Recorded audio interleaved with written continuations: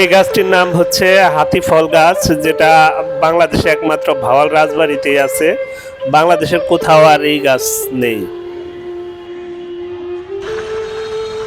আসসালামু আলাইকুম। আজকে আমরা এসেছি গাজীপুরের ভাওয়াল রাজবাড়িতে। গাজীপুর জেলা শহরের প্রাণকেন্দ্রে কালের সাক্ষী হয়ে প্রায় অক্ষত অবস্থায় দাঁড়িয়ে আছে ঐতিহাসিক ভাওয়াল রাজবাড়ি। আয়তন ও কক্ষের হিসেবে এটি একটি বিশাল আকারের রাজবাড়ি। প্রায় 5 একর জায়গা জুড়ে রাজবাড়িটি নির্মিত হয়েছে। এই রাজবাড়ির পশ্চিম পাশে রয়েছে বিশাল এক রাজদিঘি এবং সামনে রয়েছে বিশাল সমতল একটি মাঠ।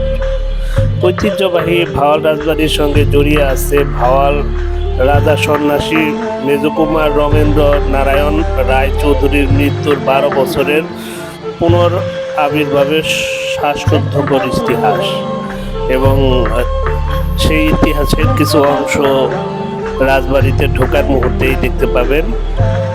এখানে সংক্ষিপ্ত আকারে তার পরিচিতি দেওয়া হয়েছে। এই রাজবাড়ি দেখতে আসতে চাইলে দেশের যে কোনো স্থান থেকে গাজীপুর চান্দনা চৌরাস্তা হয়ে শিববাড়ি মোড় আসবেন। সেখান থেকে জয়দেবপুর রাজবাড়ি সড়ক হয়ে পূর্ব দিকে কিছু দূর আসলেই রাজবাড়ির অবস্থান। আর ট্রেনে নামতে হলে জয়দেবপুর জংশনে নামবেন এবং সেখান থেকে একটা অটোরিকশা বা রিক্সা বললেই রাজবাড়িতে নিয়ে যাবে।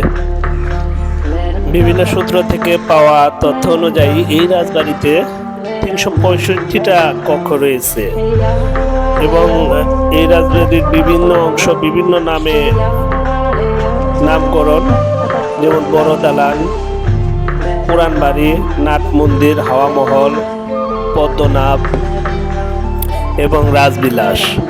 রাজবাড়ির সামনের অংশের নাম বড় দালান। এর নিচতলায় প্রশস্ত বারান্দা এবং 3টি কক্ষ রয়েছে।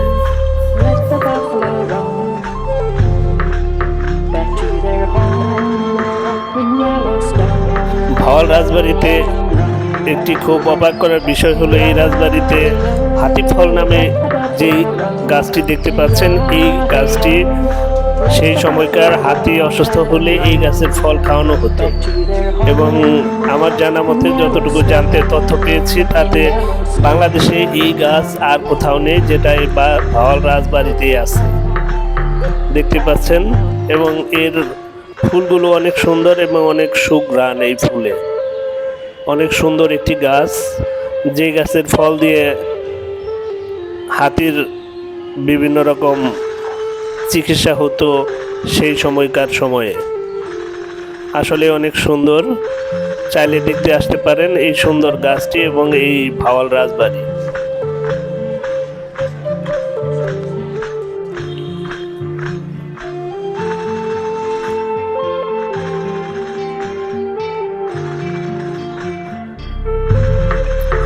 এই ভাওয়াল রাজবাড়ির পশ্চিম অংশে রয়েছে সেই বিশাল রাজদিঘি। দেখতে পাচ্ছেন এখনো রাজদিঘির ঘাট পাটি সুন্দর করে বাঁধাই করা। এখনো অনেকে এখানে গোসল করে থাকে। দিঘিটি অনেক সুন্দর, সুবিশাল এলাকা জুড়ে এই দিঘি।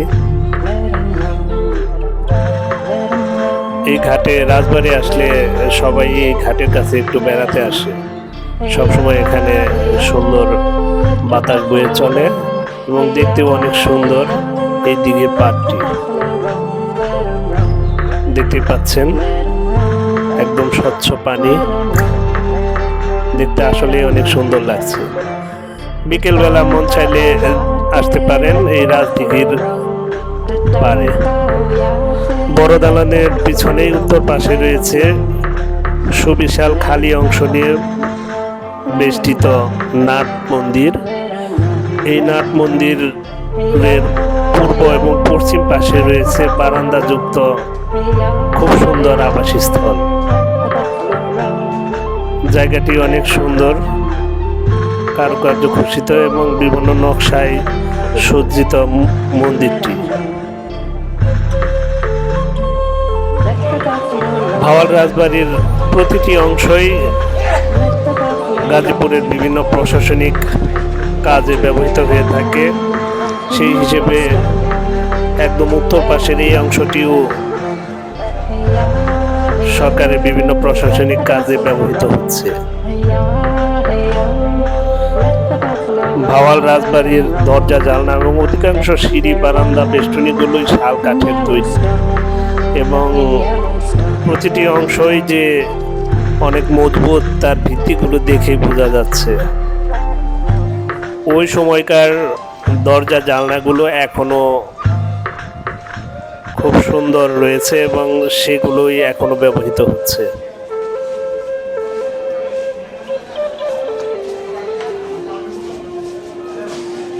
দেখতে পাচ্ছেন দোতলার বারান্দার অংশগুলো সেই শাল কাঠের মজবুত মজবুত কাঠ দিয়ে তৈরি করা হচ্ছে এবং সিঁড়িগুলো দেখেন এখনো কত সুন্দর এবং অক্ষত রয়ে গেছে।